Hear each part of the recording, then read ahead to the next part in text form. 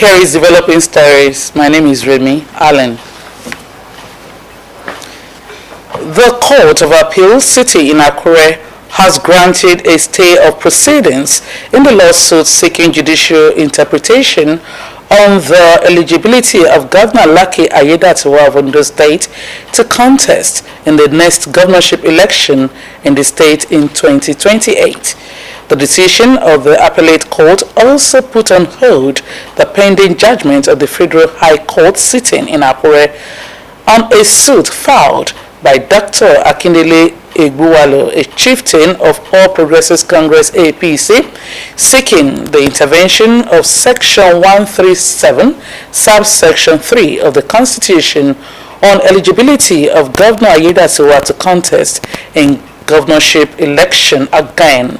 The Federal High Court, presided over by Justice Tony Adegoke, had fixed Wednesday, January 28, 2026, to deliver her judgment on the suit. The appellate court, led by Justice P.O. Afe, said it would be in the interest of justice to allow the trial judge to respond to weighty allegations against him. The defendants, through their counsels, led by Solomon Awomolu, filed a petition against the conduct of the trial court, asking the Court of Appeal to prevent Justice Adegoke from delivering the judgment pending the determination of the interlocutory appeals before it. Awomolu said after the judgment that the implication of the decision was that the trial court must suspend judgment and all further proceedings until further notice. President of Turkey, Recep Tayyip Erdogan, says his country's commitment to a $5 billion trade volume target with Nigeria, even as he hinted at his country's resolve to help Nigeria fight insecurity. According to him, discussions on the deal, among several others, have already commenced. Erdogan stated this in Ankara at a joint press briefing with President Bola Tinubu, who is in the country for a state visit, said the establishment of the Joint Economy and Trade Committee between the two countries would create opportunities for an expansion and support for Turkish investments in Nigeria in order to meet the target. The Turkish leader praised the commitment, will and determination of President Tinubu in attracting investment to the country, describing the presence of several ministers and high-ranking officials the clearest indication of this determination. He hailed Tinubu's strides in the energy sector, which has resulted in the restructuring of the country's economy.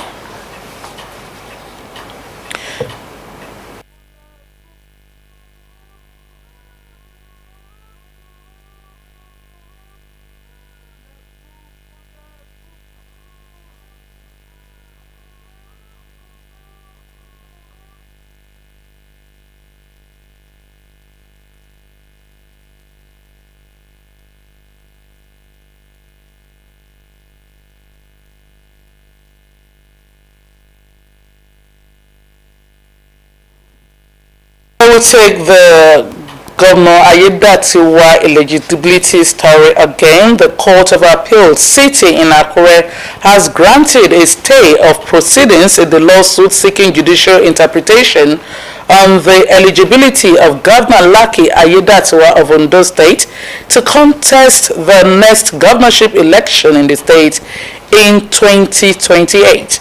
The decision of the appellate court also put on hold the pending judgment of the Federal High Court sitting in Akure on a suit filed by Dr. Akindele Egbuwalo, a chieftain of All Progressives Congress APC, seeking the interpretation of the Section 137, subsection 3 of the Constitution on eligibility of Governor Ayedatiwa to contest in governorship election again.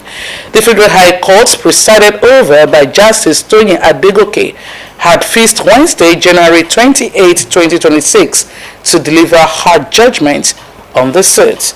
The appellate court, led by Justice P.O. Afen, said it would be in the interest of justice to allow the trial judge to respond to weighty allegations against him.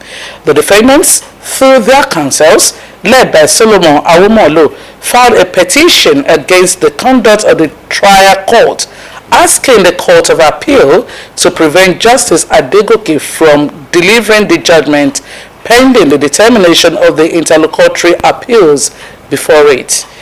Awomolo said after the judgment that the implication of the decision was that the trial court must suspend judgment and all further proceedings until further notice. The court above is not faced with fait accompli. In other words, it's not the appeal is not rendered academic or useless or ineffective by reason of judgment which will have disposed of the whole thing.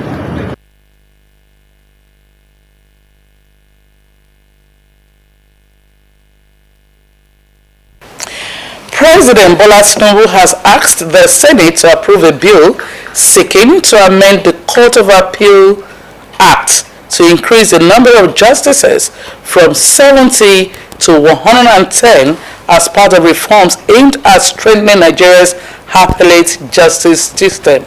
The request was conveyed in a letter to the President of the Senate, Senator Godswill Akpabio, and read at plenary. According to the President, the proposed amendments are intended to enhance the institutional capacity, efficiency, and effectiveness of the Court of Appeal in line with constitutional provisions and emerging realities within the justice sector.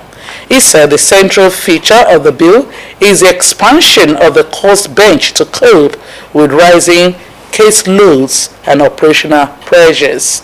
In addition, President Tinubu disclosed that the bill introduces measures to modernize appellate proceedings through the use of technology. Following the reading of the letter, Senate President Akpabio referred the bill to the Senate Committee on Rules and Business for further legislative action.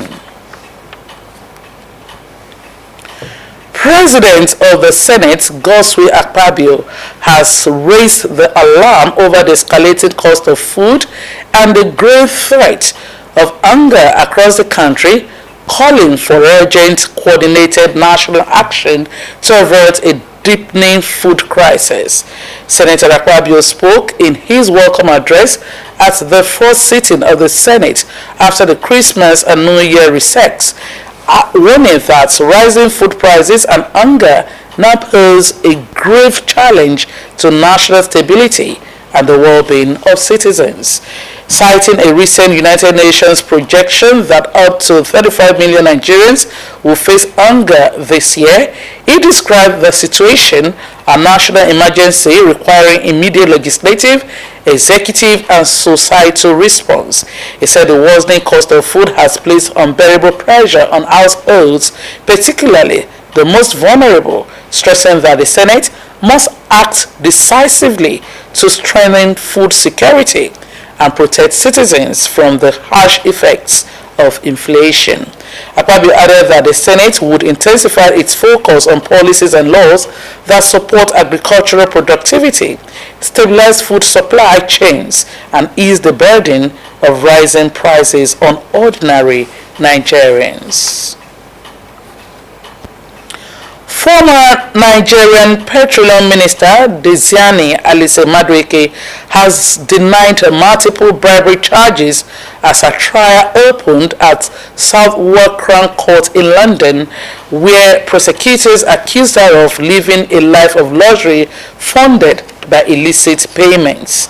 British prosecutors told the court that Alise Madueke accepted bribes between 2011 and 2015 while serving as Nigeria's Minister of Petroleum Resources under former President Goodluck Jonathan. According to the prosecution, individuals seeking lucrative oil and gas contracts within Nigeria's state-owned oil company provided her with significant financial and other advantages in exchange for influence. Alice Madueke, who also served as president of the Organization of Petroleum Exporting Countries from 2014 to 2015, has been linked to several legal cases globally, including in the United States. Two others, Doye Agama, her brother, and Olatimbo Ayinde, are also standing trial on related bribery charges. Trial judge Justin Thornton says she hoped the trial would conclude by April 24. A former head of service in Ondo State, Alaba Ishijola, has passed away. A family member who confirmed the news said Ishijola died on Tuesday night. Details on the circumstances remain unavailable as of this report. Ishijola, a native of Owo in our local government area, served for several years and earned praise for his public service contributions and administrative reforms. He was aged 73. And that's the news. Thanks so much for watching. Good morning.